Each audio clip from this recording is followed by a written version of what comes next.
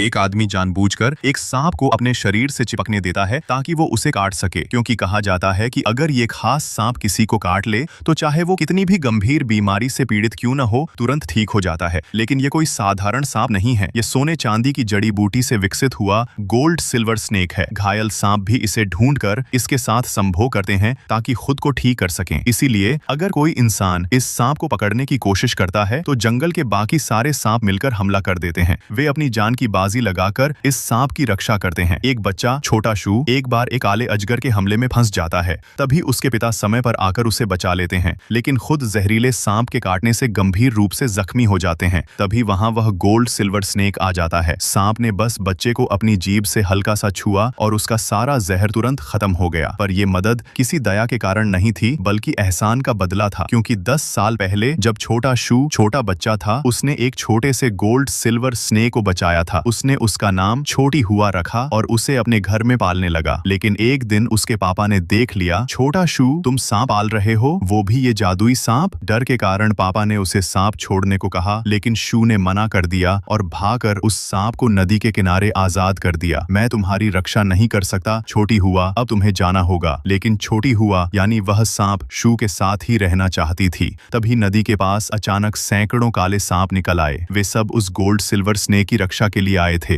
लेकिन जब खतरा शू पर मंडराने लगा तो छोटी हुआ ने खुद ही वहां से दूर जाने का फैसला लिया। सांप चले गए, लेकिन शू का दिल अब भी उससे जुड़ा था। फिर शू और उसके दोस्त अगली सुबह उसे ढूंढने नदी में निकल पड़े। वो अनजाने में आदमखोरों के द्वीप की ओर बढ़ने लगे और फिर जो हुआ वो था असली खौफनाक मोड़।